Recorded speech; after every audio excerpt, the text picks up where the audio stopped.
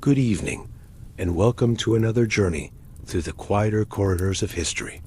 Tonight, we're stepping back into the shadows of Victorian London, where the promise of industrial progress cast long, dark shadows over the lives of ordinary people.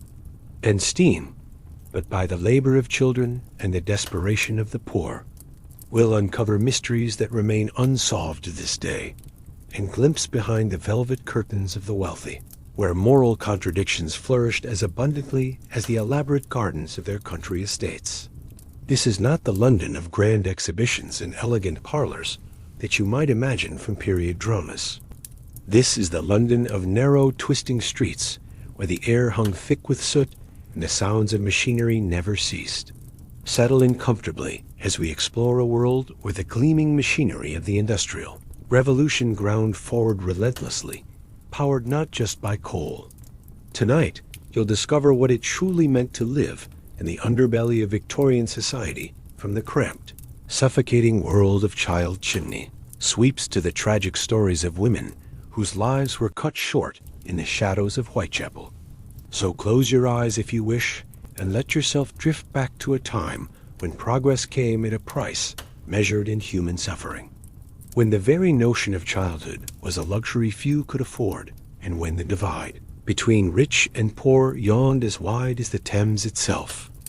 Why it sucked to be a chimney sweep in London.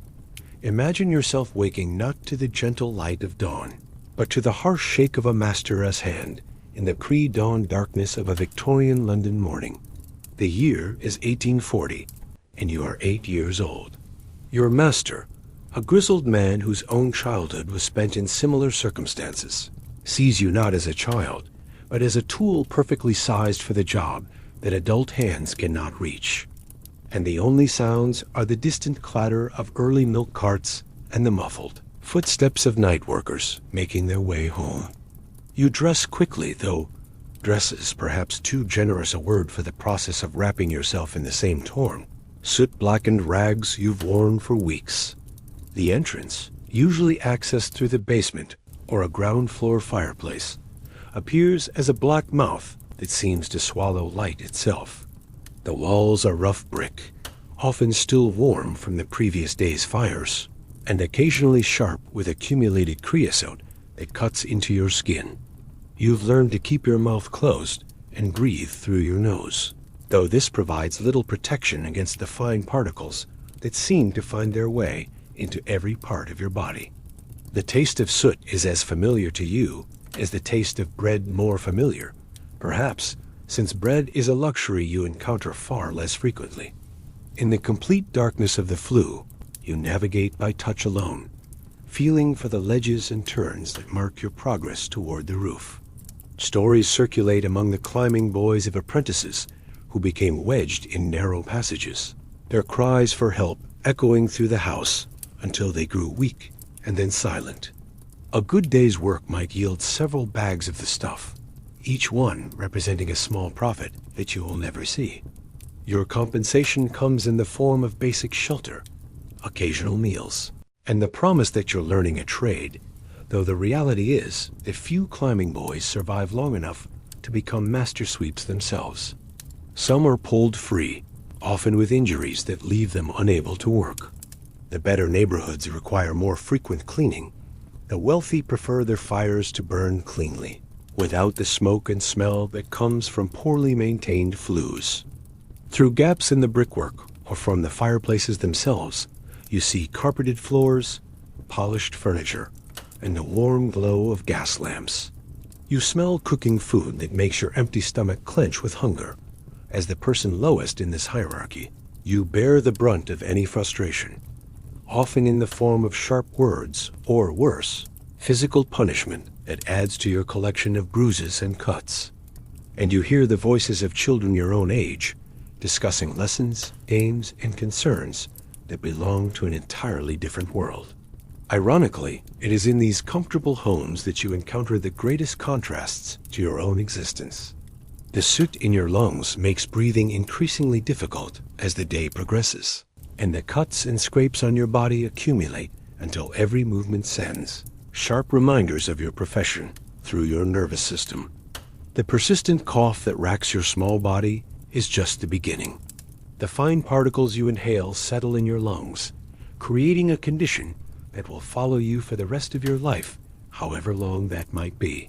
The chemicals in the soot, the creosote, the accumulated residue of coal burning, all combine to create a toxic environment that your developing body struggles to process.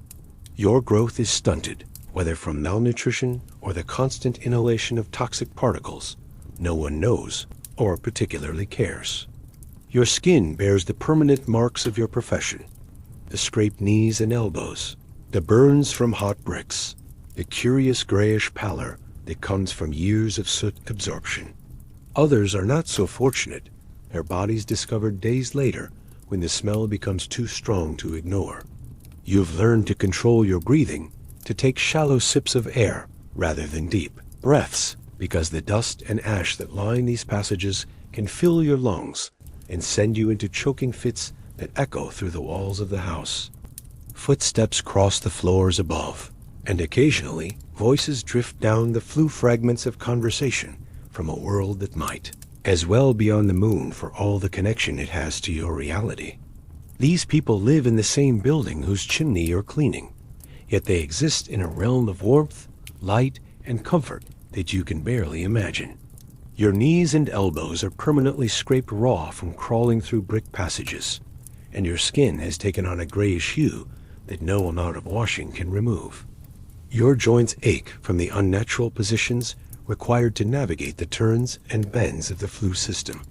And always there is the fear, the constant, gnawing fear of becoming stuck, of the walls closing in, of the darkness becoming permanent. Your bed is not a bed at all, but a thin layer of soot-stained sacking in the corner of a cellar that reeks of coal dust and unwashed bodies. The air is so thick with particles that each breath catches in your throat, and you've grown accustomed to the constant rattling cough that has become as much a part of you as your own heartbeat. You are a climbing boy at chimney sweep as apprentice, and your world is measured not in the comfortable rooms of a family home, but in the narrow, suffocating dimensions of London's countless chimney flues. The streets of London in this era pulse with the rhythm of industrial ambition. Factory chimneys pierce the sky like needles, each one belching forth clouds of black smoke that settle over the city like a perpetual blanket. But it is not just the great industrial chimneys that require attention. Every house, every shop, every building heated by coal demands regular cleaning. And the narrower the flue, the younger the boy required to crawl through its claustrophobic depths. Your typical day begins at 4 in the morning, when the city still sleeps. The tools of your trade are simple: a scraping brush, a small canvas bag to collect the soot, and sometimes a rope tied around your waist, though this last item is as much for the master's peace of mind as for your safety. The rope ensures that if you become stuck in a flue, you can be pulled free, though such rescues often result in injuries that heal slowly, if at all. Your first house of the day might be a modest townhouse in Bloomsbury, where a respectable family sleeps soundly upstairs while you begin your descent into their chimney. The climb begins with your feet pressed against one wall and your back against the other, a technique called chimney climbing that requires you to inch your way upward like a human spider. The soot falls constantly as you scrape, creating a black rain that coats your hair, fills your mouth, and stings your eyes. As you work your way up the chimney, scraping methodically at each section, you can hear the muffled sounds of the household beginning to stir. The physical demands of the work are relentless. Your muscles, underdeveloped from poor nutrition, strain against the constant pressure of bracing yourself against the walls. This fear is not unfounded. The soot you collect is not merely disposed of, but sold. It's valuable as fertilizer, and your master counts every bag carefully. The health effects of your work are visible in every climbing boy in London. More troubling are the internal effects you cannot see. By mid-morning, you might have cleaned 2 or 3 chimneys, and your master is already planning the afternoon's work. Sometimes, as you work, you catch glimpses of the rooms you'll never enter, except through their chimneys. The afternoon brings different challenges. Your body, already exhausted from the morning's work, must continue to perform the same demanding tasks. Your master's mood often deteriorates as the day wears on, especially if the work is proceeding slowly or if a customer has complained about the quality of the cleaning. The social isolation of your existence is perhaps as damaging as the physical hardships. You are not a child in any meaningful sense. You have no time for play, no opportunity for education, no chance to develop the social skills that other children take for granted.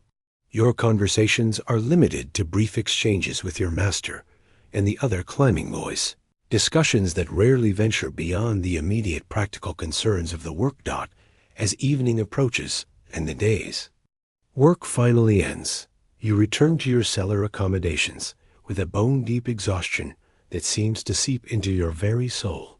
The other boys who share your quarters are in similar states, some coughing violently, others nursing fresh injuries, all of them bearing the same grayish pallor and hollow-eyed expression that marks your profession. Dinner, when it comes, is a meager affair perhaps, a piece of bread, sometimes a thin soup that tastes more of water than anything else. Your master provides just enough food to keep you functional, but nutrition is a luxury that cuts into profits. You eat quickly and without conversation, too tired for social interaction and too hungry to waste time on anything but consuming whatever food is available. The night offers little respite. Your sleep is frequently interrupted by coughing fits that rack your small body and echo through the cellar. Sometimes you dream of the chimney's endless, narrowing passages that seem to close in around you, dark tunnels that lead nowhere and offer no escape. You wake in cold sweats, your heart pounding, only to realize that in a few hours you'll be climbing real chimneys again. Your future, such as it is, stretches ahead like one of the dark flues you navigate daily. If you survive the immediate dangers of the work, the falls, the toxic exposure, the malnutrition, you face a lifetime of health problems that will likely shorten your life considerably. The lucky few who live long enough to become master sweeps find themselves employing other children in the same conditions they once endured, perpetuating a cycle of exploitation that seems as fixed as the London skyline itself. The broader context of your existence reflects the harsh realities of industrial progress in Victorian England. The same coal that powers the factories and heats the homes also creates the need for your services, while the economic system that drives this progress sees you not as a child deserving of protection, but as a component in a machine designed to generate profit for others. Your story, multiplied thousands of times across London and other industrial cities, represents one of the darker chapters in the history of childhood. While the wealthy debate the finer points of moral philosophy in their comfortable parlors, you and countless others like you live out the brutal reality of what progress costs when it's built on the backs of the most vulnerable members of society. As you drift off to sleep in your corner of the cellar, your body aching and your lungs burning, you exist in a world that is both integral to Victorian society and completely invisible to most of its members.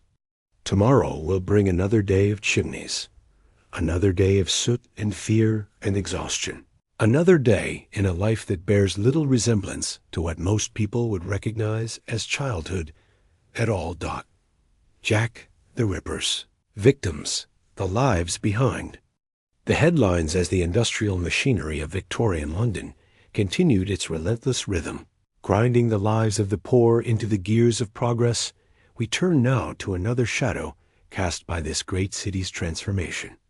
The autumn of 1888 brought with it a series of events that would forever change how the world viewed the darker corners of urban life. But behind the sensational headlines and endless speculation lay the real stories of women whose lives had been shaped by the same forces that created the climbing boys' world of soot and suffering.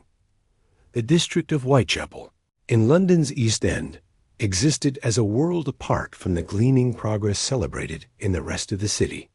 Here, the benefits of industrial advancement seemed to have been filtered through layers of neglect and indifference, leaving behind a residue of poverty that clung to the narrow streets like the soot that blackened the chimney sweep's lungs. It was in this labyrinth of overcrowded lodging houses, gin palaces, and shadowy alleyways that 5 women met their deaths in circumstances that would capture the public imagination for generations to come. But let us step away from the mythology that has grown around these events and instead walk quietly through the actual lives of these women, understanding them not as symbols or statistics, but as individuals who navigated the harsh realities of survival in one of history's most unforgiving urban environments. Mary Ann Nichols was 43 years old when her life ended on a dark morning in Bucks Row, but her story began decades earlier in a world that offered few choices to women of her social class. Born into a working-class family, she had once known the stability of marriage and motherhood, bearing 5 children and maintaining a household that represented, however briefly, a foothold in respectable society. The collapse of her marriage marked the beginning of a long descent into the precarious world of the East End's dispossessed. Alcohol became both a comfort and a curse, a way to numb the sharp edges of disappointment and loss, while simultaneously ensuring that those edges would continue to cut deeper with each passing year. The Victorian moral framework that governed society offered little understanding of addiction as a medical condition, viewing it instead as a personal failing that justified society's withdrawal of support. By 1888, Mary Ann's life had shrunk to the basic arithmetic of survival. The cost of a night's lodging weighed against the money that could be earned through whatever means presented themselves. The lodging houses of Whitechapel operated on a cash-only basis, with no credit extended and no sympathy offered to those who found themselves a few pence short at the end of the day. A bed in a dormitory-style room cost 4 pence, while a space on the floor of a kitchen could be had for 2 pence, sums that seem trivial now but represented the difference between shelter and sleeping rough on the streets. The rhythm of Mary Ann's days followed the relentless cycle of earning and spending that governed the lives of the poorest residents of the East End. She might begin her day in the common room of a lodging house, sharing weak tea and stale bread with others who had managed to secure a night's accommodation. Conversations in these spaces were subdued, practical affairs discussions of where work might be found, warnings about which areas to avoid, and the constant exchange of information that helped the desperate navigate their daily challenges. Work available to women in Mary Ann's circumstances was limited and poorly paid. She might spend hours in the sweated labor of matchbox making, earning perhaps 2 shillings for a day's work that left her fingers stained with chemicals and her back aching from hunching over tiny components. Or she might join the army of charwomen who scrubbed the floors and stairs of businesses and better-class homes, work that paid slightly better but was available only sporadically, when legitimate work was scarce, as it often was. Mary Ann and women like her turned to the streets. The East End after dark became a different place entirely, where the desperate economics of survival played out in shadowy doorways and narrow alleys.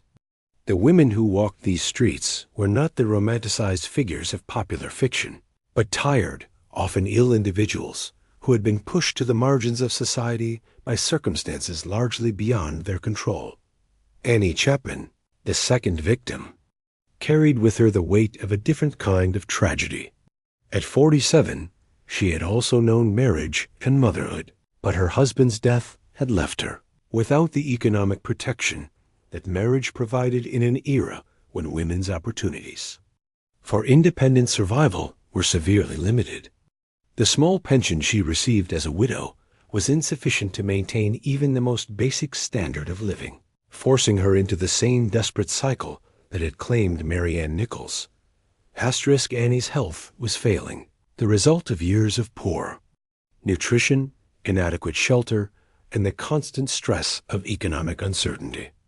She suffered from chronic lung disease, a condition that was endemic among the poor of the East End, where the air was thick with industrial pollutants and the damp, overcrowded living conditions provided perfect breeding grounds for respiratory ailments. Her illness made physical labor increasingly difficult, narrowing her options for earning the money she needed to survive. The lodging house where Annie stayed when she had the money was typical of such establishments in the area. The building, constructed decades earlier as a private residence, had been subdivided and subdivided again until it housed dozens of people in spaces never intended for such use. The walls were thin, offering little privacy and no protection from the sounds and smells of overcrowded humanity. The sanitation was primitive. A few shared privies in the back courtyard served the entire building, and running water was available. Only in the kitchen in this environment, privacy was a luxury that few could afford, and personal belongings were kept to an absolute minimum. Annie's possessions at the time of her death could be counted on one hand: a few coins, some pills for her chronic illness, and a small piece of envelope that she had been known to carry. These meager items represented not just the material poverty of her existence, but the way that poverty strips away not just comfort but dignity, reducing a human life to the barest essentials of survival.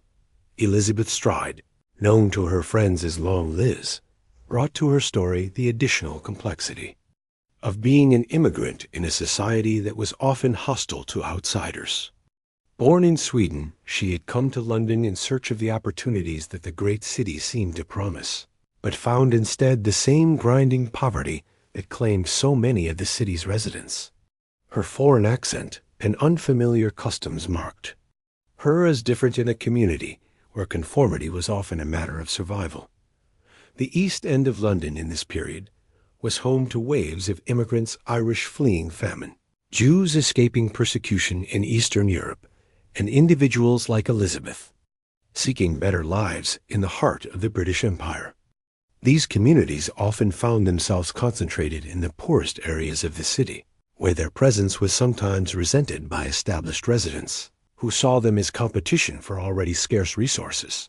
Elizabeth's story included a period of relative stability when she lived with a man named Michael Kidney, a relationship that provided her with some measure of security and companionship. But even this arrangement was precarious, subject to the stresses that poverty placed on personal relationships.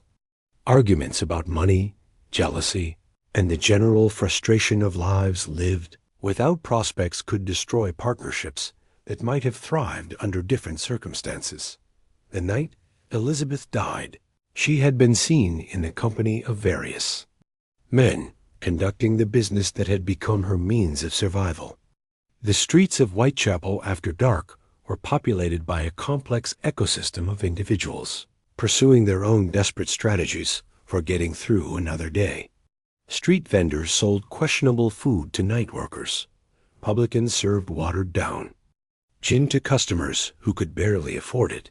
And women like Elizabeth negotiated transactions that represented the commodification of human intimacy, driven by economic desperation. Catherine Eddowes, the fourth victim, was 46 years old and had spent much of her adult life moving between London and the Black Country, following work opportunities and personal relationships that offered temporary stability but never lasting security. Her life illustrates the mobility that characterized the lives of the poor in industrial Britain. People moved frequently, following rumors of work, fleeing debts, or simply seeking a change of circumstance that might improve their prospects. Catherine had been arrested for drunkenness on the night she died, a common occurrence in the East End, where alcohol provided temporary escape from harsh realities.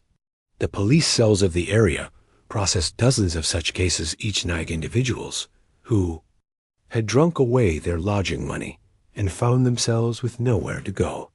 The police approached these cases with weary routine, holding the offenders until they sobered up and then releasing them back onto the streets to continue their cycles of survival. The hours Catherine spent in the police cell represented a brief respite from the constant anxiety of life on the streets. The cell was cold and uncomfortable, but it was also safe and free, two qualities that were increasingly rare in her daily existence. When she was released in the early hours of the morning, she walked back into a world where every decision carried significant risk, and every interaction was colored by the desperation that drove the economics of the East End. Mary Jane Kelly. The final victim was younger than the others at 25, but her youth had not protected her from the same downward spiral that had claimed the other women. Born in Ireland, she had come to London with dreams that the city had systematically destroyed, leaving her living in a tiny room in Miller's Court, a space that represented both shelter and trap. Mary Jane's room was a single chamber about 12 feet square, furnished with a bed, a table, and little else. The walls were thin, and the window had been broken and repaired with cardboard, testament to the general decay that characterized the housing available to the poor. The rent for this space was 29 shillings per week, a sum that represented a significant portion of any income she might earn, and she had fallen behind in her payments.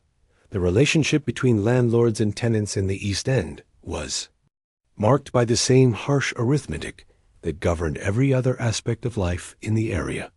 Rent was due promptly, and eviction was swift and final.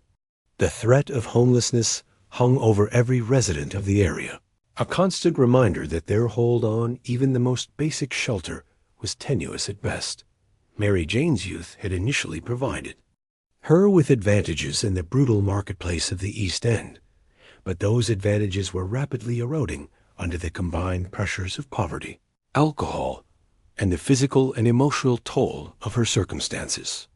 The photographs taken of her room after her death reveal a space that was both private refuge and public shame, a place where she could retreat from the world, but never escape the realities that shaped her existence. The broader context of these women's lives reveals the systematic nature of the forces that had shaped their fates.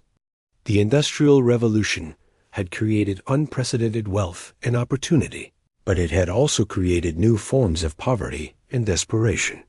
The same economic forces that drove the expansion of London's docks and factories also created the conditions that made survival increasingly difficult for those who found themselves outside the circle of prosperity. The moral framework of Victorian society, with its emphasis on personal responsibility and social hierarchy, offered little understanding of the structural forces that created and maintained poverty.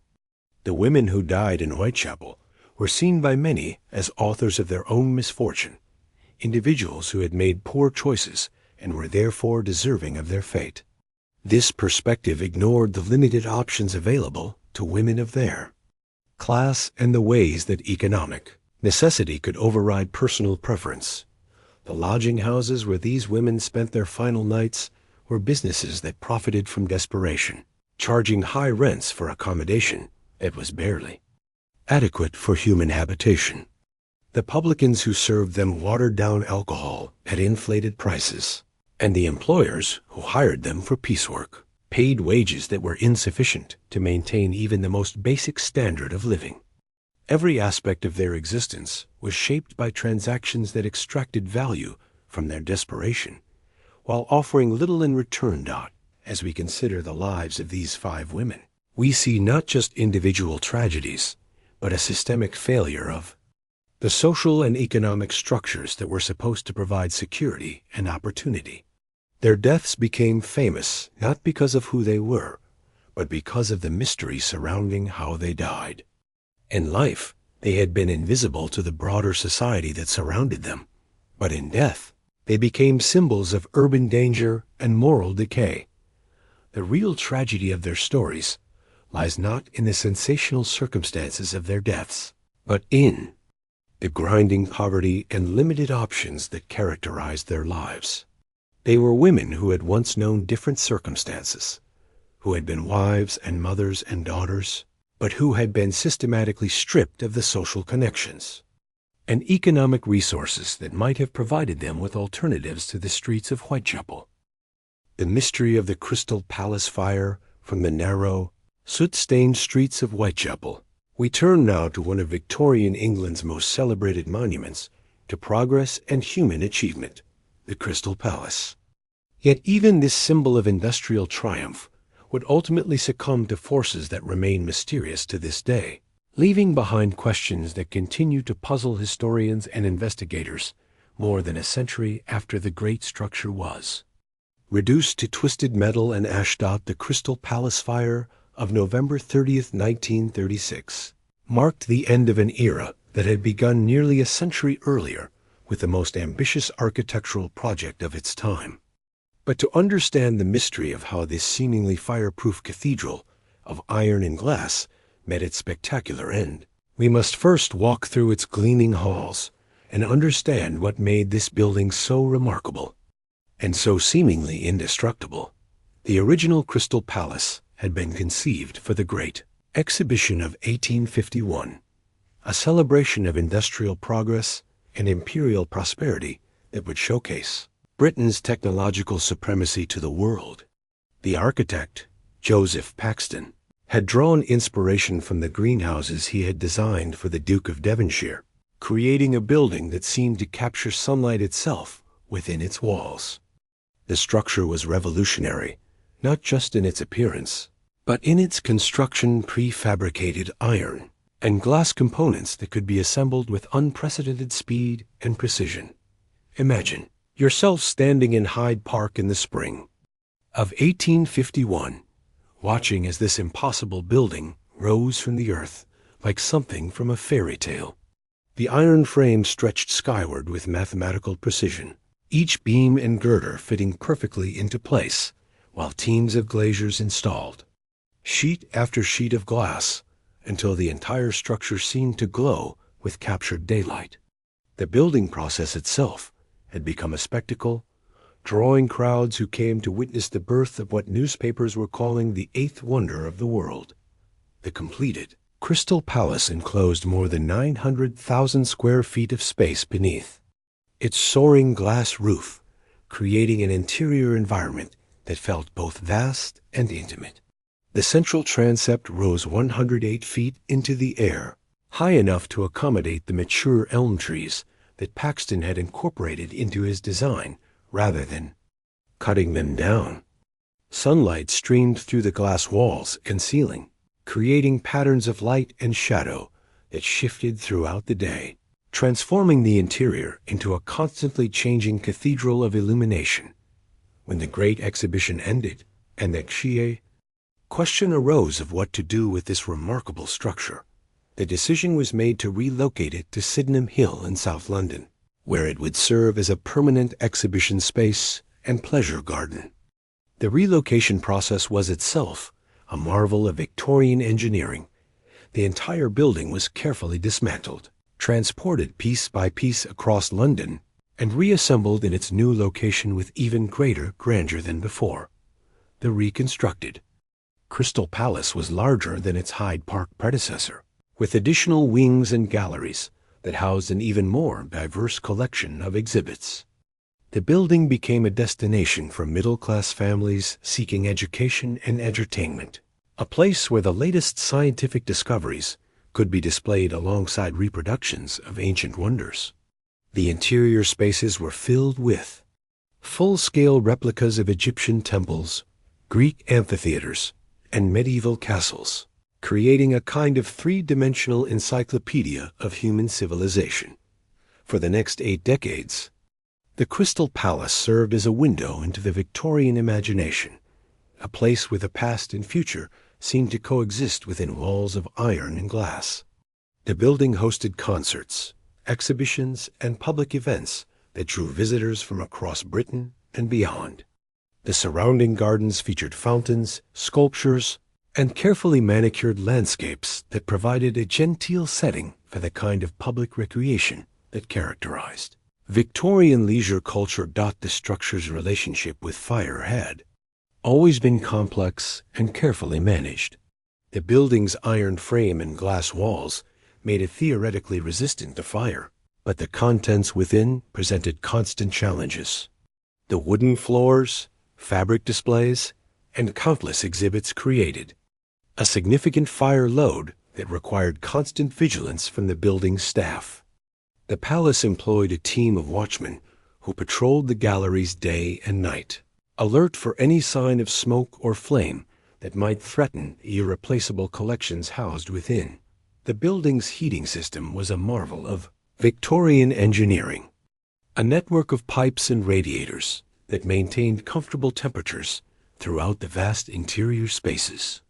The system was fed by coal-fired boilers located in the basement, and the warm air was circulated through carefully designed vents and ducts that ensured even distribution of heat.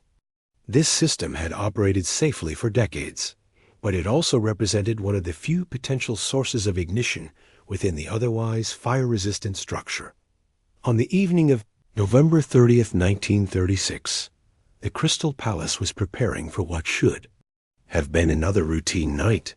The building had been closed to the public, and the skeleton crew of night watchmen had begun their regular patrols through the darkened galleries. The exhibits stood silent in their cases, and the great iron framework stretched invisibly overhead, supporting the glass roof that had sheltered countless visitors over the decades. The first sign of trouble came at approximately 8:30 p.m., when one of the watchmen noticed an unusual glow emanating from the women's cloakroom near the center of the building. The light was wrong somehow, not the steady illumination of the electric fixtures, but a flickering, dancing radiance that suggested something far more dangerous. The watchman approached cautiously, and as he drew closer, the smell of smoke confirmed his worst fears. The fire had already taken hold by the time the alarm was raised. Whatever had caused the initial ignition, and this remains one of the central mysteries of the disaster, had found fertile ground in the building's interior. The flames spread with a speed that seemed to defy the fire-resistant nature of the structure, racing through the galleries and climbing toward the glass roof with an almost supernatural hunger. The local fire brigade responded quickly, but they found themselves facing a challenge unlike anything in their experience. The Crystal Palace was not just large, it was vast, a building that seemed to stretch beyond the horizon in every direction.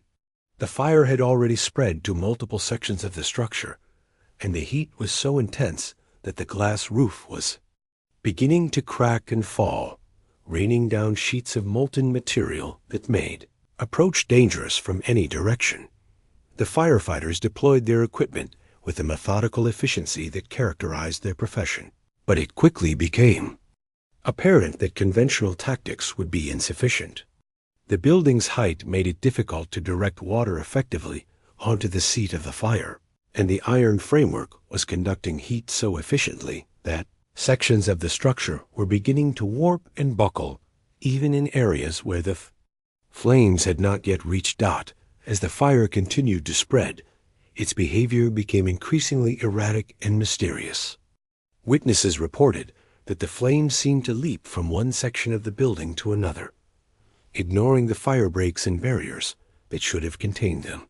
The fire appeared to be following the building's ventilation system, using the very ducts that had been designed to circulate fresh air as highways for its advance through the structure. The sound of the fire was as remarkable as its appearance. The roar of the flames was punctuated by the explosive cracking of glass and the groaning of metal as the iron framework began to fail under the intense heat. A noise could be heard for miles, a constant reminder of the destruction unfolding. Within what had been one of London's most beloved landmarks, by 10 p.m., it was clear that the building could not be saved. The fire had consumed the central portion of the structure, and the iron framework was glowing red-hot against the night sky. The glass roof had largely collapsed, creating a hellish landscape of twisted metal and shattered glass that made any rescue attempts impossible. The firefighters concentrated their efforts on preventing the fire from spreading to nearby buildings, a task that proved challenging enough given the intensity of the blaze. The collapse of the Crystal Palace was a gradual process that unfolded over several hours. The iron framework heated to temperatures that exceeded its structural limits, began to sag and buckle. The great transept, which had soared over 100 feet into the air, slowly folded in on itself like a dying flower. The sound of the collapse was heard across South London, a grinding, tearing noise that seemed to mark the end of an era. What makes the Crystal Palace fire particularly mysterious is not just the question of how it started, but how it spread with such devastating efficiency through a building that had been designed to be fire-resistant. The official investigation, conducted in the months following the disaster, failed to identify a definitive cause for the fire's origin. The investigators examined the electrical systems, the heating equipment, and the various exhibitions that had been housed within the building, but found no smoking gun that could explain the disaster. More intriguing was the possibility that the fire had been deliberately set. The 1930s were a period of significant social and political tension in Britain, and the Crystal Palace, as a symbol of imperial prosperity and Victorian confidence, might have been seen as a target by those who opposed the existing social order. However, the investigation found no evidence of arson, and the building's security systems made it difficult for unauthorized persons to gain access to the interior. Speed with which the fire spread through the building remains one of the most puzzling aspects of the disaster. The Crystal Palace had been designed with fire safety in mind, and the iron and glass construction should have limited the fire's ability to spread rapidly. Yet witnesses reported that the flames moved through the building with almost explosive speed, consuming entire galleries in a matter of minutes. One possible explanation for the fire's rapid spread was the building's ventilation system. The Crystal Palace had been designed to maintain comfortable temperatures and air quality throughout its vast interior spaces, and this required an extensive network of vents and ducts. If the fire had gained access to this system, it could have used the ventilation ducts as a highway to spread rapidly throughout the building. Another factor that may have contributed to the fire's intensity was the building's contents. Over the decades, the Crystal Palace had accumulated an enormous collection of exhibits, many of which were made from highly flammable materials. The wooden frameworks of the displays, the fabric coverings, and the paper documentation all provided fuel for the fire once it began. The building's vast interior spaces may have created a chimney effect, drawing air upward and feeding the flames with the oxygen they needed to continue their destructive work. The investigation also revealed that the building's fire safety systems, while adequate for their time, were not sufficient to deal with a fire of this magnitude. The Crystal Palace had been equipped with fire extinguishers and alarm systems, but these were designed to deal with small, localized fires rather than the kind of conflagration that ultimately destroyed the building. The building's size and complexity made it difficult to evacuate quickly, and the lack of adequate fire suppression systems meant that once the fire took hold, it was virtually impossible to stop. The psychological impact of the Crystal Palace fire was perhaps as significant as its physical destruction. The building had been a symbol of Victorian confidence and progress, a testament to the power of human ingenuity and technological advancement. Its destruction seemed to mark the end of an era of optimism and certainty, a reminder that even the most impressive human achievements were ultimately vulnerable to forces beyond our control. In the days following the fire, newspapers across Britain published photographs of the twisted remains of the Crystal Palace, its once soaring framework, reduced to a landscape of blackened metal and shattered glass. The images were haunting in their contrast to the building's former glory. Where once there had been light and space and beauty, now there was only ruin and desolation. The site of the Crystal Palace was never rebuilt. The twisted remains of the iron framework were eventually cleared away, and the area was converted into a public park, where visitors can still see the foundations and terraces that once supported the great building. The mystery of how and why the fire started continues to fascinate historians and investigators, a puzzle that seems likely to remain unsolved. the Crystal Palace. Fire serves as a reminder of the fragility of human achievement and the mysterious nature of destruction.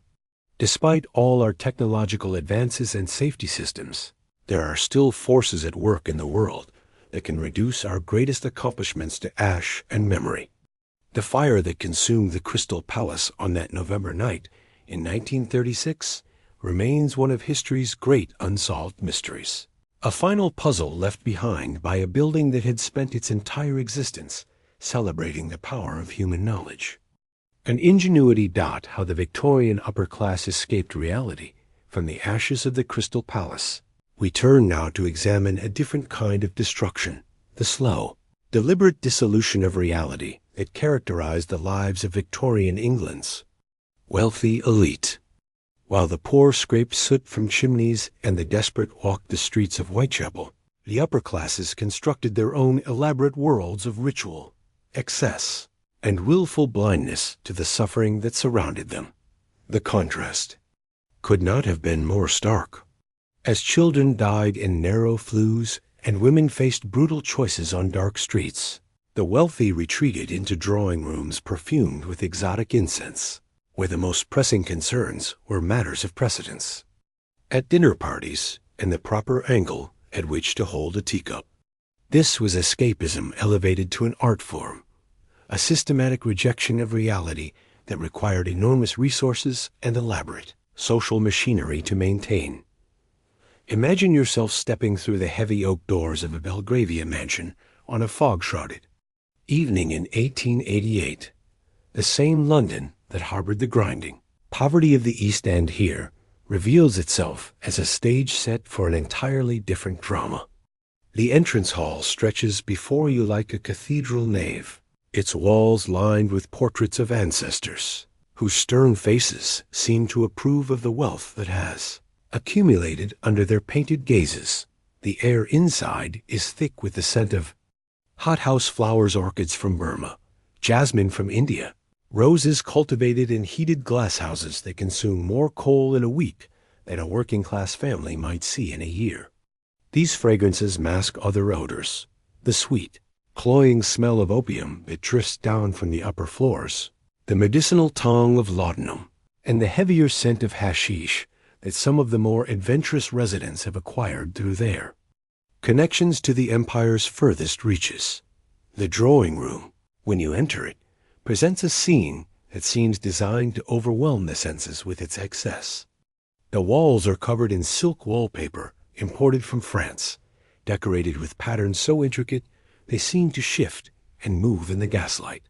The furniture is upholstered in velvet and brocade, each piece a testament to the craftsman who spent months creating objects that serve no purpose beyond displaying wealth.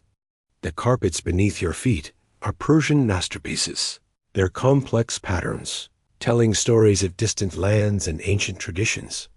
But it is the people who inhabit this space who represent the true masterpiece of Victorian upper-class escapism. The men, dressed in evening wear that costs more than most workers earn in a year, move through the room with the languid grace of those who have never known physical labor. Their hands are soft and pale, their faces unmarked by the sun or wind that would indicate any contact with the natural world. They speak in modulated tones about subjects that seem designed to avoid any connection to the harsh realities of the world beyond their windows. The women present an even more elaborate performance of disconnection from reality. Their gowns are architectural marvels of silk and satin, constructed with whalebone corsets that reshape their bodies into fashionable silhouettes that bear little resemblance to human anatomy. Their faces are pale with powder, their lips tinted with subtle rouge, and their hair arranged in complex styles that require hours of effort from ladies' maids, who rise before dawn to prepare their mistresses for the day's performance. The conversation in this room flows like a carefully choreographed dance, touching on subjects that are simultaneously complex and completely removed from anything that might matter to the vast majority of humanity.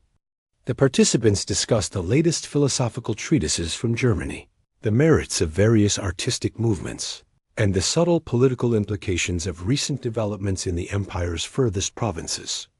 Yet beneath this veneer of intellectual sophistication lies a studied ignorance of the conditions that make their lifestyle possible. The opium den, when you discover it in the mansion's upper floors, represents the logical conclusion of this flight from reality. The room is decorated in what the occupants imagine to be Oriental-style silk cushions, brass lanterns, and elaborate screens that create intimate spaces within the larger room. The air is thick with sweet smoke that seems to slow time itself, creating a dreamy atmosphere where the harsh edges of the world dissolve into soft, manageable abstractions. The users of opium in this setting are not the desperate addicts of the dockside dens, but educated, wealthy individuals who have chosen chemical escape as a conscious alternative to engagement with the world around them. They recline on silk cushions, their eyes glazed with the drug's effects, speaking in whispered tones about visions and dreams that seem more real to them than the poverty and suffering that exists just miles away from their perfumed sanctuary. The ritual of opium use in these upper-class settings is elaborate and ceremonial. The drug is prepared with care, using specialized equipment imported from China at enormous expense. The pipes are works of art in themselves, carved from exotic woods and decorated with precious stones. The process of preparing and consuming the drug becomes a meditation on luxury itself, a way of transforming even self-destruction into an aesthetic experience. But opium is just one of many substances that the Victorian upper classes used to cushion themselves from reality. Laudanum, a tincture of opium that was legally available and socially acceptable, was consumed by fashionable ladies for everything from headaches to ennui. The drug was often taken in doses that would be considered dangerous by modern standards. But in the context of Victorian medicine, it was seen as a harmless remedy for the various ailments that seemed to afflict the wealthy with particular frequency. The consumption of laudanum had become so normalized in upper-class circles that it was often served at social gatherings alongside tea and cakes. Ladies would compare the effects of different preparations, discussing the merits of various formulations, with the same attention they might give to comparing different vintages of wine. The drug's effects, the dreamy disconnection from immediate concerns, the sense of floating above the mundane world were not seen as problematic but as desirable, states that enhanced one's appreciation of beauty and art. The elaborate social rituals of the Victorian upper classes represented another form of escape from reality, a way of constructing artificial worlds governed by rules so complex and arbitrary that they required constant attention to navigate successfully.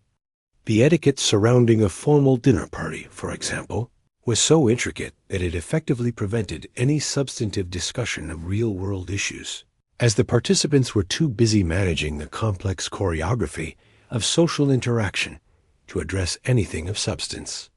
The rules governing these social interactions were both precise and absurd.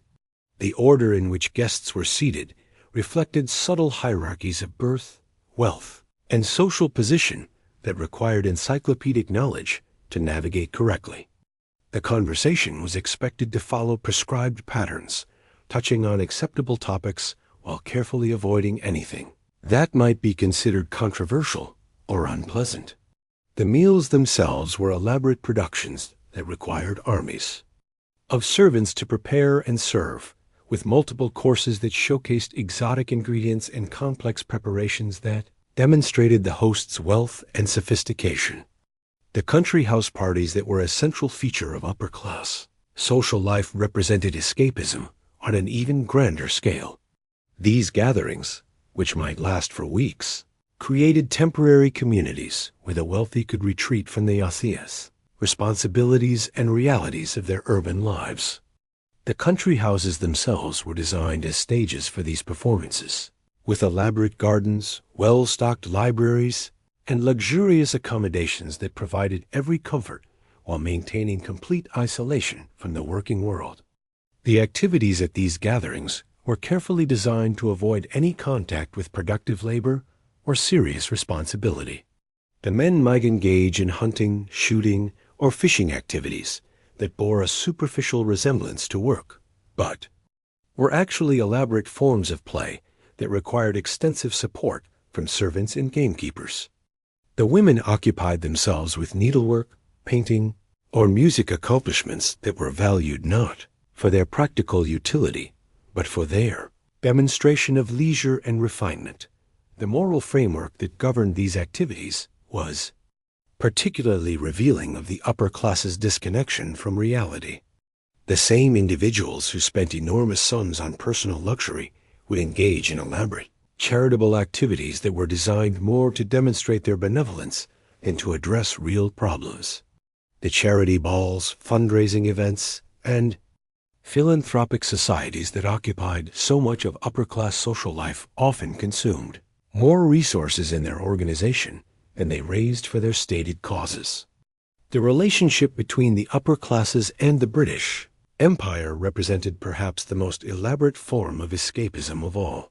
The wealth that supported their lifestyle was generated by the exploitation of resources and labor across the globe. But this reality was transformed into a romantic narrative of civilizing mission and cultural superiority. The same individuals who benefited from the harsh realities of colonial exploitation could speak with genuine emotion about their duty to bring enlightenment to the world's less fortunate peoples. The homes of the wealthy were filled with objects that told sanitized stories of imperial adventure, exotic artifacts displayed as curiosities, precious stones and metals that had been extracted from distant lands, and textiles that represented the labor of countless anonymous workers.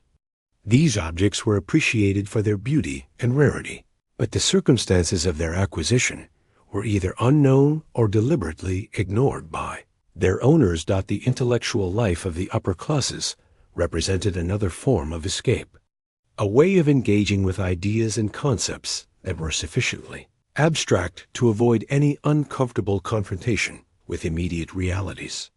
The philosophical salons and literary societies that were popular among the wealthy focused on questions of aesthetics, morality, and meaning that could be discussed endlessly without requiring any practical application or personal sacrifice. The art that was collected and patronized by the upper classes reflected this preference for the abstract and the beautiful over the real and the challenging.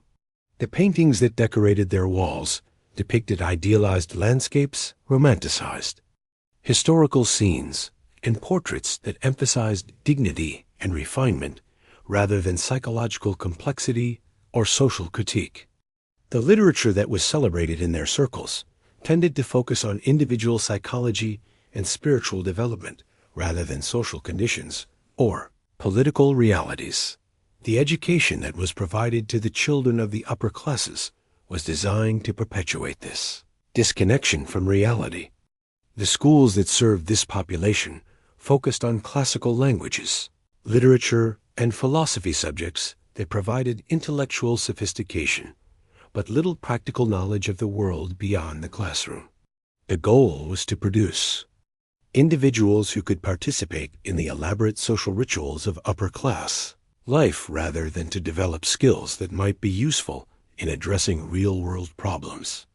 The religious life of the upper classes represented yet another form of escape, a way of engaging with moral and spiritual questions that avoided any uncomfortable examination of the relationship between personal privilege and social responsibility.